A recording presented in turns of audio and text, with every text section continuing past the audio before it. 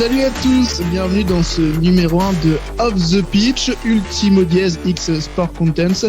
On est ensemble pour un bon podcast, on l'espère en tout cas, de vous faire plaisir, que vous soyez dans le métro, peut-être dans le bus, chez vous ou en direction du travail. On va parler football avec des acteurs un peu différents de ceux qui sont sur le terrain. Et on est avec Max forcément. Salut Max. Salut Coco, bonjour à tous. Et notre premier invité aujourd'hui, je ne sais pas si on doit l'appeler Olivier Gourou. C'est un peu ou Guru, je ne sais pas d'ailleurs, c'est lui qui va nous dire. Mais en tout cas, on est avec Olivier Gall, l'ambassadeur France de Football Manager. Salut Olivier. Et salut à tous, merci de m'avoir invité, ça fait plaisir. Pour le pseudo, je préfère Gourou à choisir, mais les deux marchent très bien. Ok, eh bien écoute, alors Olivier ou Gourou pour l'émission ? On va dire Olivier, ce sera plus simple. Olivier, eh bien écoute, ravi de t'avoir avec nous. Tu bosses donc pour Sport Interactive dans le cadre de Football Manager depuis un petit peu plus de 2 ans maintenant. Ça fait non, là j'entame ma 2e année. Alors, quel est ton rôle pour ceux qui ne te connaîtraient pas ? Quel est ton rôle au sein de Sport Interactive ? Alors l'intitulé du rôle c'est ambassadeur Football Manager France. Et dans les tâches, ça inclut tout ce qui est le community management, donc gestion des réseaux sociaux français, etc. Mais ainsi que tout ce qui est relations presse, événementielles, relations influenceurs, relations avec les joueurs, la communauté d'une manière générale, etc. Et tout ça sur le territoire français. Donc pour faire très très court, tout ce qui se passe FM en France, d'officiel, c'est moi. Du coup, est-ce que tu reçois sur Twitter les vidéos de mini-scripts de gens qui ragent, des choses. Oui. Est-ce que c'est à toi qu'il faut envoyer quand Alors, est-ce que c'est à moi qu'il faut envoyer ? Non, parce que ça changera rien, mais ça m'amuse, ça m'amuse de les voir.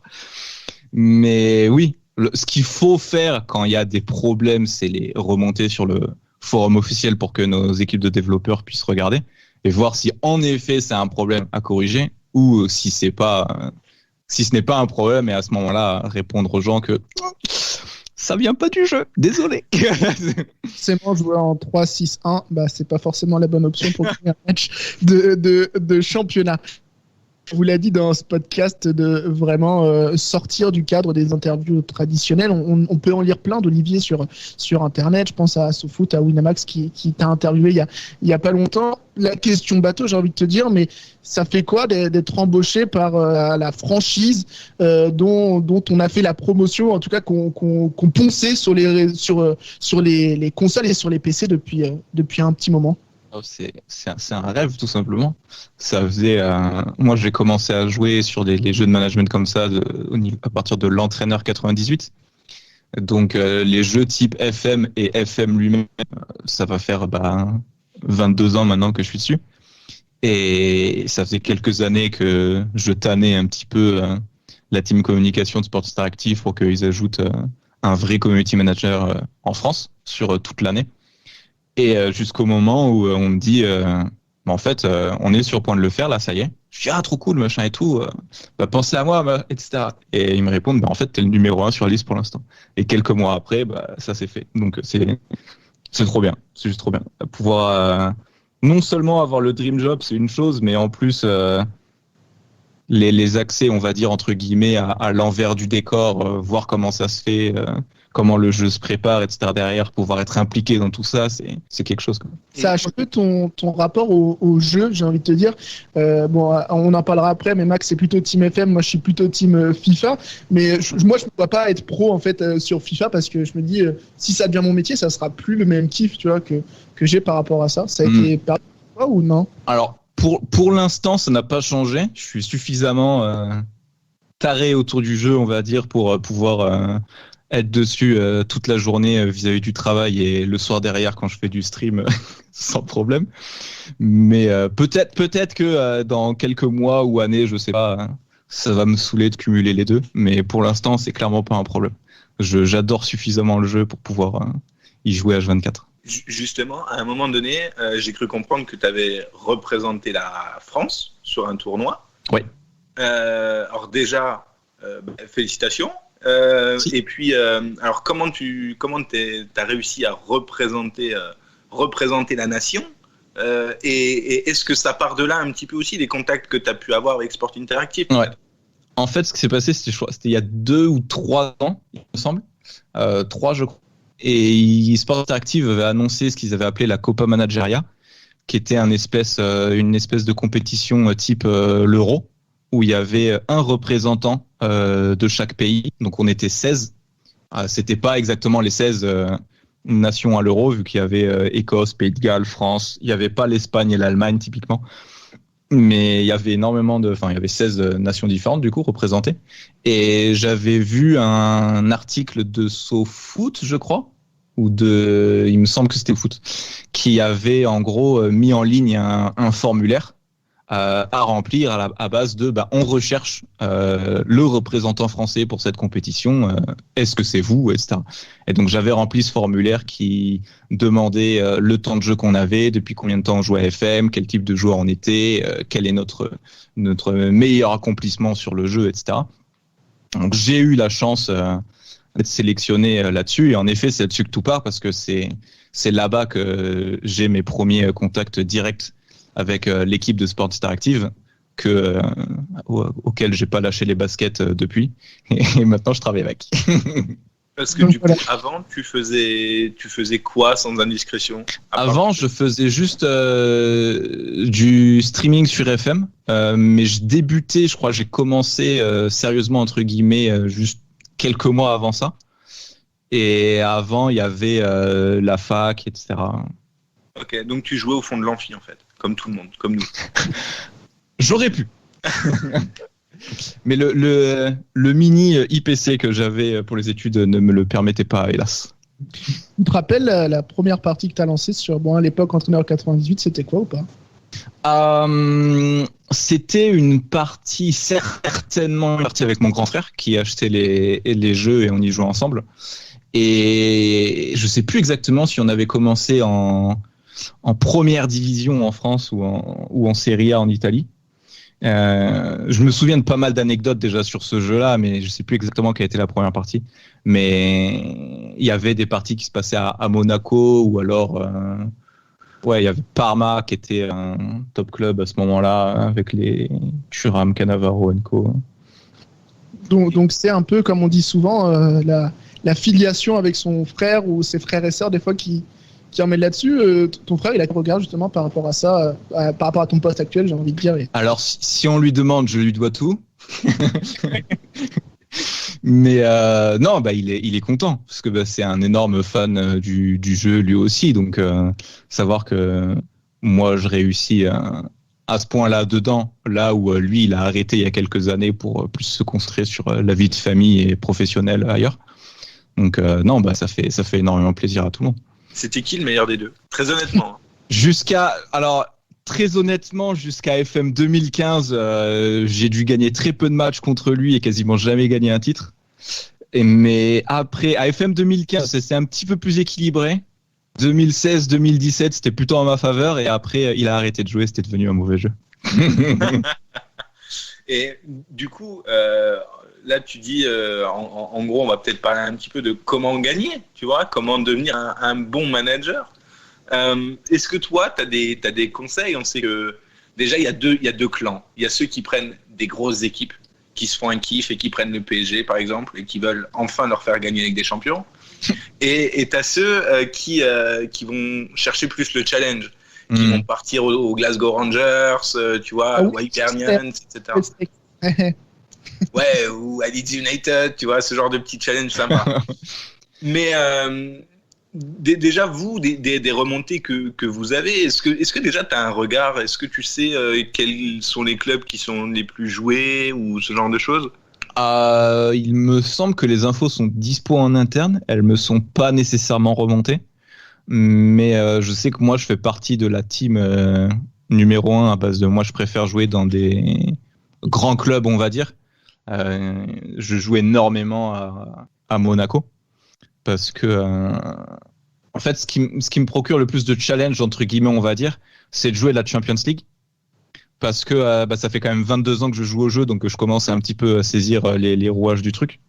Et quand je commence, par exemple, en Division 5, Division 6, en Angleterre, etc., je me retrouve assez, pas forcément facilement, mais même en galérant un petit peu, quasiment toutes les saisons, j'ai les promotions, etc., jusqu'à arriver à la Champions League, et là, ça repart.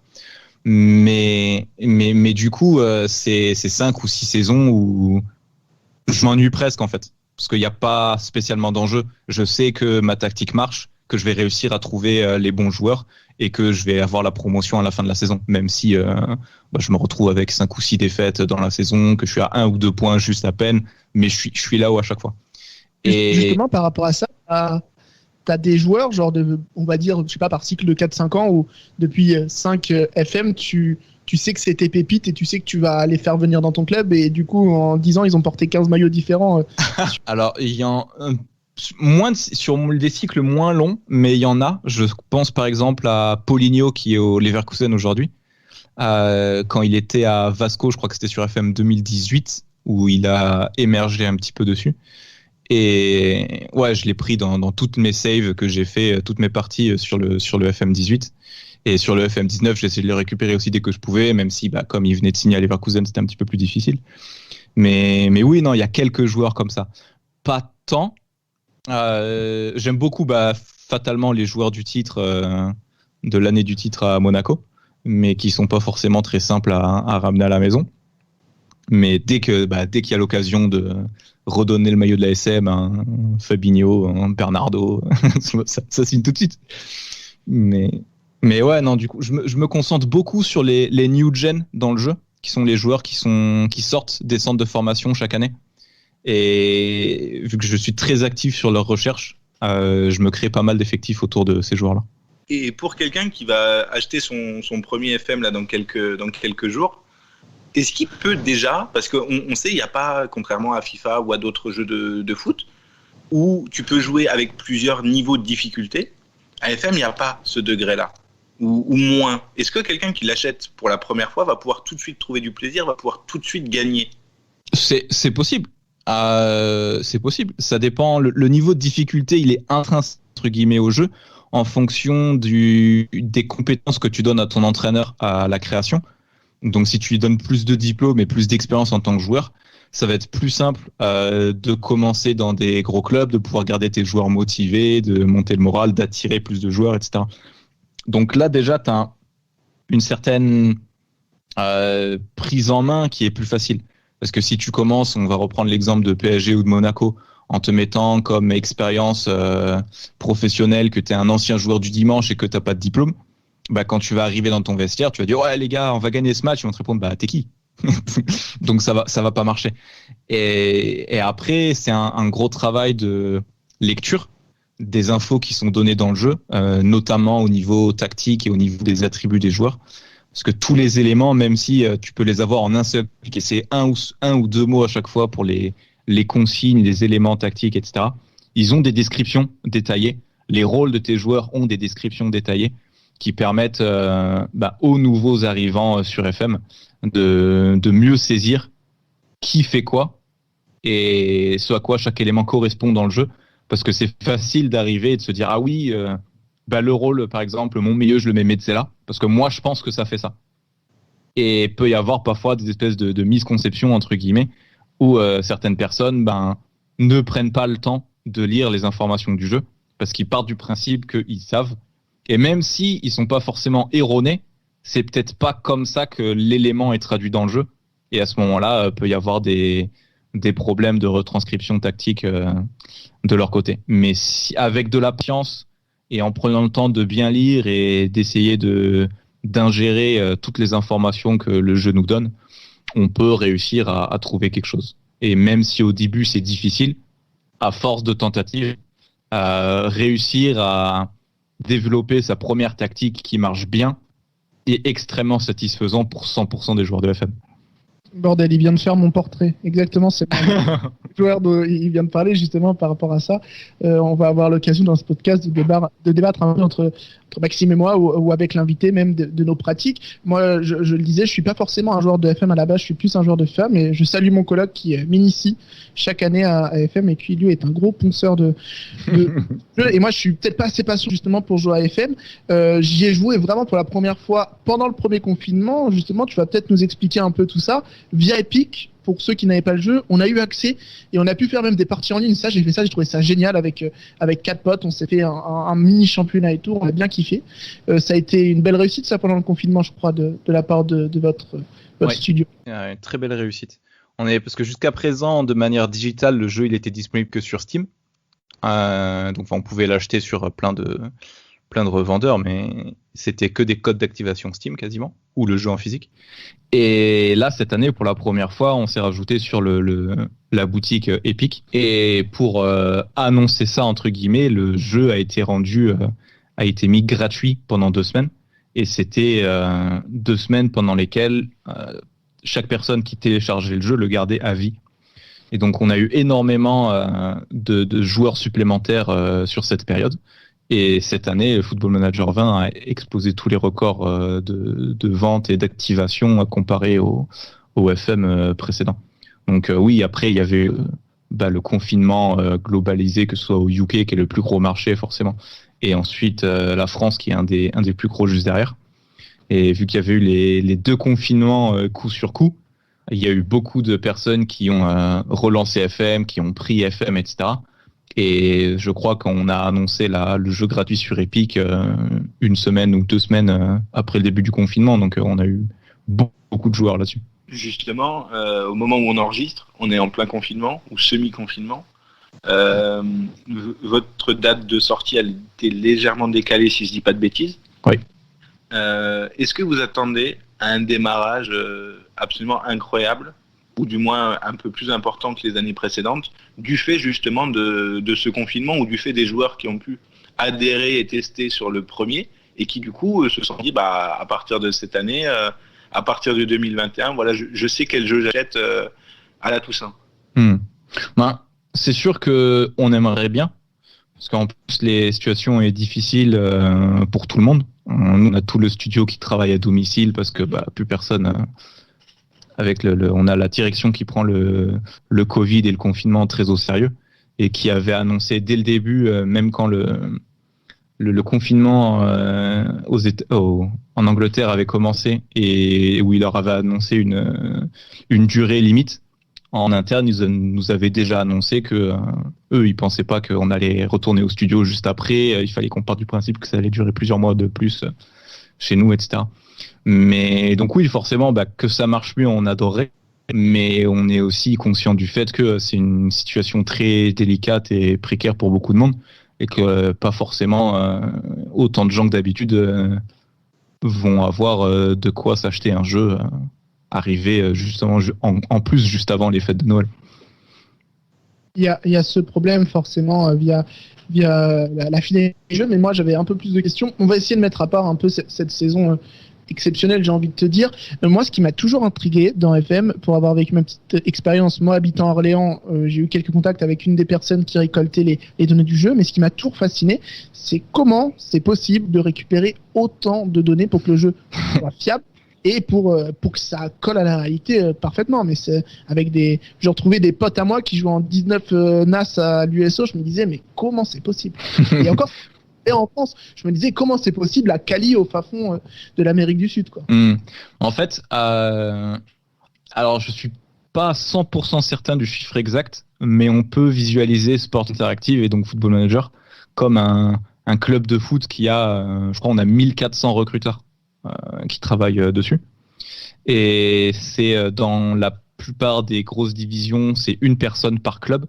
Donc qui suit le club au fil de l'année, qui enregistre les données des entraînements, des matchs, des équipes jeunes, etc., qui font remonter ça aux responsables nationaux de la recherche et qui, eux, après, mettent tout dans le jeu. Mais je crois que, par exemple, en Angleterre, jusqu'à la 7e, ils ont 7 niveaux jouables. Et il me semble qu'ils ont moins de 10 clubs qui n'ont pas un chercheur fixe par club. Donc c'est une quantité de personnel ahurissante. Et c'est pour ça que du coup, le jeu, il a une base de données qui approche les 400 000 personnes maintenant, entre joueurs plus staff. Donc c'est un travail sur toute l'année fait par une quantité astronomique de personnel. Et on sait que de plus en plus de clubs utilisent votre base de données comme outil de scouting, presque. Déjà, est-ce que vous avez été contacté par certains clubs justement pour avoir accès à des informations précises sur des joueurs qui sont très loin d'eux ou dans des zones qui ne sont pas accessibles pour leur scout? Et deuxième question, est-ce que vous avez donné un peu des carrières à certains joueurs? Est-ce que vous savez que voilà, ça a déclenché des transferts? Moi, je me souviens, quand on doit être à peu près de la même génération, je me souviens d'avoir découvert Ederson avant qu'il arrive en France, par exemple, qui était un crack absolu. Et quelques années plus tard, ça me faisait marrer de me dire, mais j'ai été le chercher au Brésil avant tout cela. Et est-ce que vous avez eu des retours ou peut-être des joueurs qui vous ont dit, alors pas merci évidemment, mais où il y a eu un lien en disant ouais, ok, le jeu a peut-être aidé à ma notoriété aussi? Alors, des déclarations ou des retours de joueurs directement, je ne crois pas. Je sais que j'avais entendu déjà avant de commencer à bosser à Sports Interactive la fameuse rumeur de Firmino qui aurait été recruté par Hoffenheim via Football Manager. Après, il y a des clubs qui utilisent d'une manière ou d'une autre la base de données. Je pense par exemple au président de Toulouse qui a annoncé là il y a quelques semaines qu'ils allaient se baser sur Football Manager pour axer leur recrutement. Mais après, je pense que c'est juste un outil supplémentaire pour eux. Soit ils s'en servent en amont et ils trouvent dans le jeu quelqu'un qui correspond à ce qu'ils recherchent et à ce moment-là, ils envoient leur scout dessus. Ou alors, je pense qu'ils peuvent travailler à l'inverse, ou quand ils ont un de leurs scouts ou recruteurs qui leur fait un retour, ah lui, il est peut-être pas mal, bah, ils recoupent avec les infos qu'on a dans le jeu. Et si les deux confirment la même chose, là, ils peuvent se lancer dessus, je pense. Mais oui, non, après, c'est toujours très marrant. J'ai vu ce joueur avant tout le monde, etc. Je me souviens, moi, par exemple, sur FM 2015, c'était Jovic, qui était encore chez lui, que j'avais amené à Monaco, et il me faisait des saisons absolument formidables. Et le voir signer 4 ou 5 ans après au Real Madrid, je me dis, j'avais eu du nez. Mais tu te dis au final que, avant les joueurs, il y a le recruteur du club en question qui s'est dit, lui, ça va être un crack. Donc, qu'il a vu quand il était jeune et qui a déterminé qu'il y avait du potentiel, qu'il y avait tel profil, etc. Et c'est de là, c'est à partir de là que tout part au final.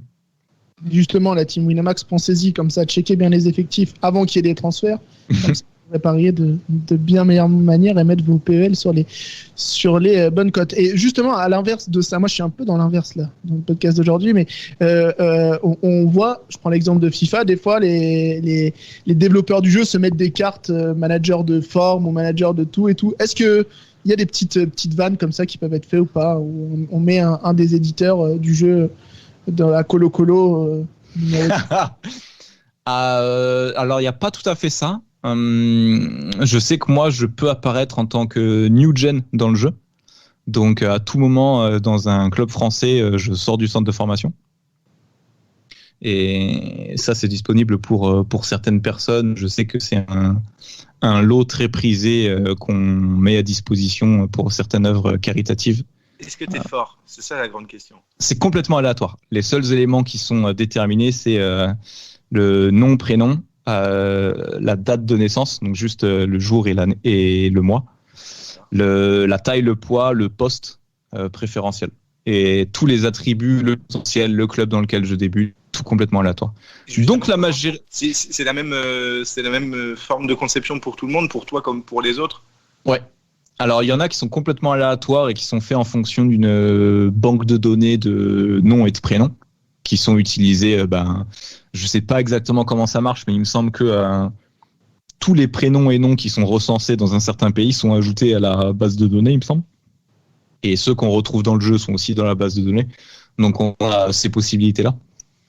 Et après, oui, c'est un gros aléatoire entre la note de génération des new gen du pays, mais aussi les structures de formation de ton club. Il y a plusieurs types d'infrastructures à développer au sein d'un club pour avoir les meilleurs new gen possibles. Mais après, ça reste ça reste bien sûr une certaine part d'aléatoire parce que on peut pas, même si on a tout à fond, on va pas sortir un Lionel Messi chaque saison, quoi. Donc par rapport à ça, peut-être que tu l'as dit et que j'ai pas fait attention, mais à partir de quand, à partir de quelle saison, j'ai envie de te dire, dans le prochain FM par exemple, les New Gen deviennent, c'est la fin des vrais joueurs, etc. Tu le sais à peu près? Alors tout dépend, mais on peut partir sur une base les joueurs qui traînent le plus sur les terrains peuvent aller jusqu'à 39-40 ans globalement. Dans le jeu, en tout cas, on voit que de plus en plus, en vrai, ils repoussent les limites avec Zlatan et CR7 qui sont absolument indécents pour leur âge. Mais un gardien de but, on peut imaginer qu'il traîne jusqu'à 40 ans sans problème tant qu'il est titulaire dans un bon club. Et donc, on part du principe que un bon gardien qui commence à 16 ou 17 ans, tu mets ses 23 années de carrière et t'as plus que des New Gen quasiment en ce moment-là. Donc, à partir de 15-20 saisons, on va dire, il y a une très très très grosse majorité de New Gen dans le jeu. Et est-ce que vous avez des liens? Alors, on sait que en termes de marketing, d'autres jeux utilisent beaucoup les joueurs comme outil de communication, je dirais. Est-ce que vous, par exemple, quand Ousmane Dembélé ou Antoine Griezmann font la pub, mais de façon spontanée de leur jeu, tu vois, avec le Winchester Football Club, je crois, d'Ousmane Dembélé. Oui. Est-ce que vous déjà vous ressentez un peu une petite, je dirais un petit frémissement peut-être au niveau des ventes ou au niveau de l'intérêt du jeu? Est-ce que vous êtes déjà un peu dit qu'il faudrait la jouer comme ça, ou au contraire vous vous dites que c'est plutôt le bouche à oreille que vous recherchez et que rien qu'avec ça déjà vous êtes vous êtes la référence dans votre secteur et l'une des références en termes de jeu foot dans l'ensemble. C'est difficile à dire. J'ai pas le détail des chiffres au jour le jour, donc je saurais pas dire s'il y a un impact net ressenti. Mais je pense qu'il y a très clairement un effet bouche à oreille et chambre d'écho, dans le sens où plus les gens voient des personnes en parler, plus ils vont avoir tendance à se renseigner par eux-mêmes et après peut-être tester le jeu. Donc c'est sûr que ça a beaucoup plus d'impact quand c'est un Griezmann ou Dembélé qui en parle, alors qu'ils ont plusieurs millions d'abonnés sur leurs réseaux sociaux, etc. Mais ça marche pareil avec les influenceurs français, etc. Je regarde par exemple Domingo en termes de streaming l'année dernière avait fait une grosse carrière sur Football Manager et on avait annoncé les 2 semaines gratuites ont été annoncées pendant qu'il était en live sur Football Manager et je lui avais fait la réflexion et du coup il l'avait montré, il avait relayé l'info en direct, etc. Et là pour le coup le soir même on avait senti un pic très clair de connexion via la France pour pouvoir accéder au truc. Donc il y a clairement un effet. Après c'est mieux quand tout est spontané. On va pas dire aux joueurs faut que tu parles du jeu, etc., parce que c'est moins authentique et ça aura moins d'effet. Parce que à la base, Football Manager ça reste quand même un jeu niche, même si c'est un jeu qui est assez connu. Il est beaucoup moins joué que les autres jeux de foot, mais majeurs en tout cas. Mais forcément, plus ça en parle et plus les gens vont commencer à... Ouais, ce que je disais, plus ils vont regarder et ils vont avoir tendance à passer le pas et le prendre. Tu parlais tout à l'heure, Max, des joueurs qui arrivaient dans les DM d'Olivier et qui se lâchaient après un but à la 90e. Sans dire de nom forcément, mais tu as déjà entendu parler de joueurs qui venaient un peu de se plaindre auprès du studio de leur capacité d'évolution dans le jeu ou leur plafond de verre, etc. Des joueurs professionnels, j'ai envie de te dire. Il me semble, objectivement, je ne sais pas, mais je serais pas étonné que ça arrive. Honnêtement, si demain quelqu'un au studio me dit oui, mais lui, on se souvient, il nous a fait un scandale parce que machin, ça m'étonnerait pas une seule seconde. Mais j'ai eu aucun écho là-dessus. J'ai pas demandé non plus. Mais... Et on en parlait tout à l'heure. Enfin, c'est toi qui en parlais avec la compétition durant laquelle tu avais représenté la France. Est-ce que Football Manager a, je veux dire, un intérêt et même une volonté de se lancer dans l'e-sport de façon très carrée, très concrète et très organisée dans les prochains mois? Alors, c'est de plus en plus le cas, si je dis pas de bêtises, mais est-ce qu'il y a une véritable communauté qui est prête à partir à la guerre un petit peu pour le titre de champion du monde ou de meilleur manager du monde, ou je sais pas comment vous voyez les choses? Alors, en tout cas, en France, moi, je ressens que c'est le cas. Et je pousse très clairement le studio dans cette direction. L'année dernière, ils m'ont laissé faire ce qu'on a fait le Trophée de France, qui était du coup la première coupe officielle locale, et qui avait très très bien marché. On a vu beaucoup de demandes, beaucoup de personnes assez connues qui ont participé. Même Griezmann s'était porté au jeu, s'était pris au jeu, donc ça c'était une énorme réussite. En tant que réussite, moi je vais faire le nécessaire pour que ça continue, pour continuer de faire ce tournoi peut-être cette année et les années suivantes si ça marche. Et également pousser Sportstar Active vers la voie du compétitif et éventuellement de l'e-sport après. Après, on en est très loin. FM, en plus, c'est un jeu très particulier. Mais on sent qu'il y a un intérêt de la communauté, plus ou moins sérieux pour certains. Il y en a beaucoup qui participent à ce genre d'événement juste pour pouvoir dire « c'est moi le meilleur !» et pas spécialement pour la gloire ou les cash prizes qu'on peut mettre dedans, etc. Mais oui, moi je ressens qu'il y a un intérêt. Il y a de plus en plus de compétitions amateurs en France, en tout cas, qui fleurissent. Et j'aimerais avoir de plus en plus de compétitions officielles derrière. Dans ce cadre-là, justement, je vais faire volontairement le gars qui pique un peu, pour n'être pas forcément joueur ou joueur très occasionnel. Et si je te dis que moi je trouve que je joue pas assez à FM parce que je trouve que des fois il y a un peu trop c'est un peu trop l'ordinateur qui décide du scénario du match. Tu me dis que n'importe quoi complet ou pas? Je dis que tu divagues. mais non, il y a beaucoup de joueurs qui partent du principe que le jeu il est trop aléatoire ou qu'il y a un script trop présent, etc.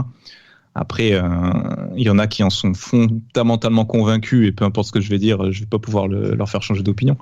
Mais le jeu n'a pas de script à proprement parler.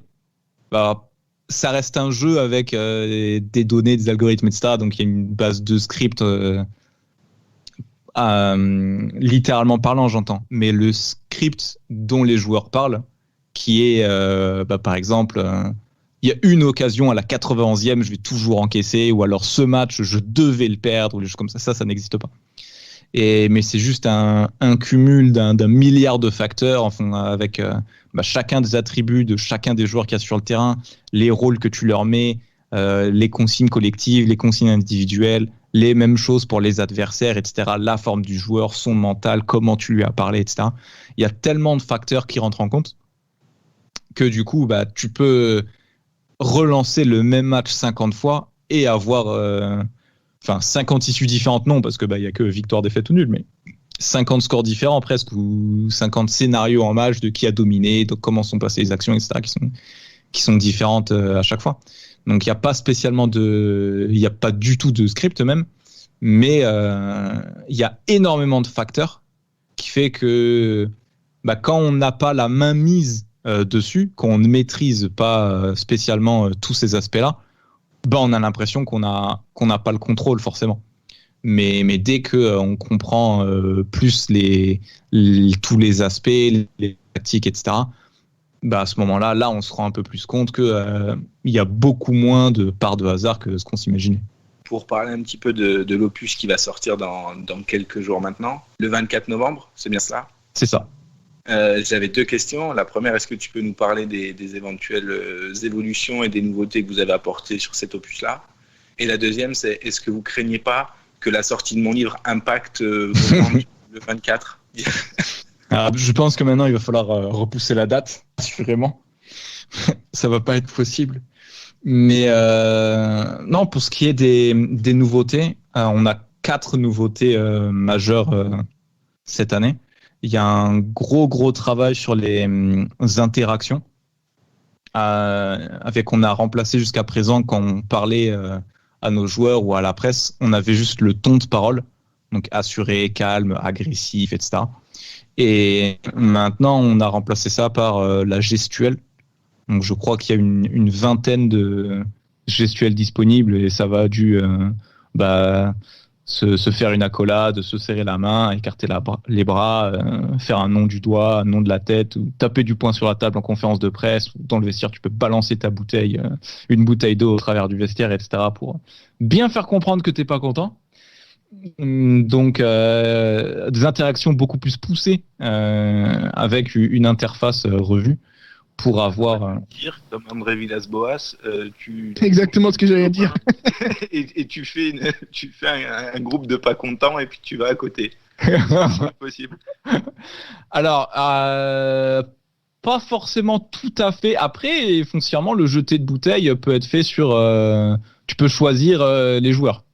Donc, techniquement, tu peux dire les bouteilles sont jetées sur toi et toi.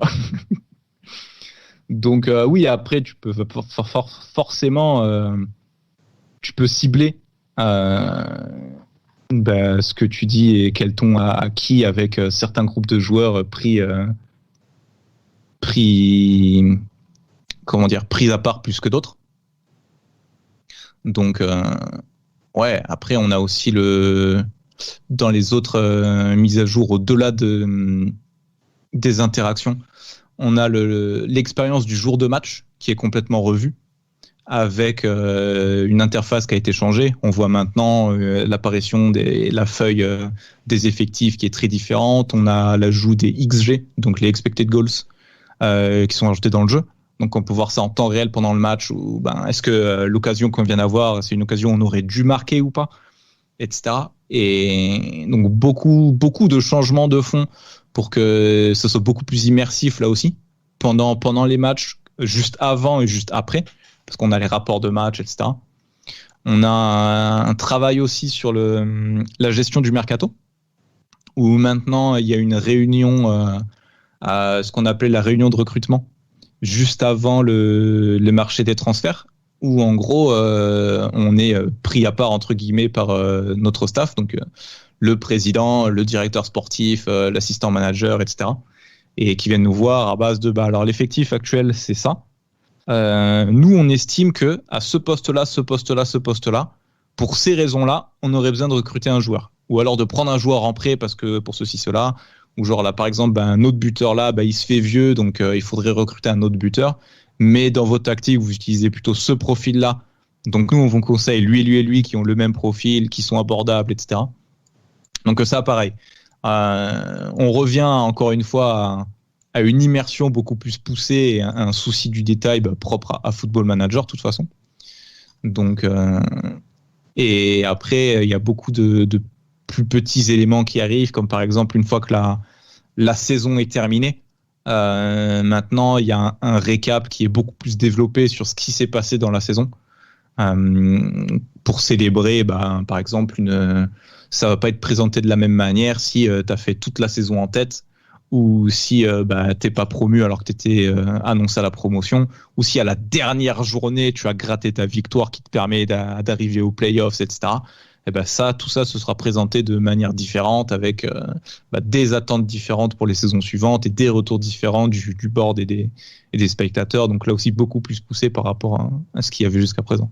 Bon, avant que tu me donnes tes meilleures pépites pour Football Manager 21, puisque je commence à être hypé. Je ne donnerai pas. Bon, on verra ça dans la prochaine question. Avant tout, tu nous as parlé hors podcast de la sortie sur Xbox, je crois. C'est une grosse révolution, ça, quand même, pour un jeu qui peut être vu jeu de geek, jeu de PC, j'ai envie de te dire. Oui. Il y a plusieurs choses qui ont fait ça, parce que en effet, c'est un jeu de PC. On a une version allégée du jeu depuis quelques années qui est sur Switch, là aussi. Et là, du coup, c'est un entre-deux entre la version PC et la version Switch qui va être disponible sur Xbox. Donc c'est une version Xbox du jeu, tout simplement. C'est pas la version touch qu'on peut voir sur la Switch et parfois sur PC. Mais oui, du coup, c'est un gros changement pour nous parce que y a eu beaucoup de travail à faire pour pouvoir adapter le jeu sur la console, d'autant plus que tous les développeurs étaient à domicile avec le contexte, etc. Donc je sais pas exactement comment ça a fonctionné, mais il y a certainement eu du très très gros travail fait là-dessus. Et un truc qui est intéressant, c'est que ça va être disponible sur toutes les Xbox. Il y a une version pour la 360, je crois, une version pour la série S, série X, etc. Donc, il y a le détail exact sur le site web footballmanager.com, pas que je dise trop de bêtises, mais ça c'est le gros du truc.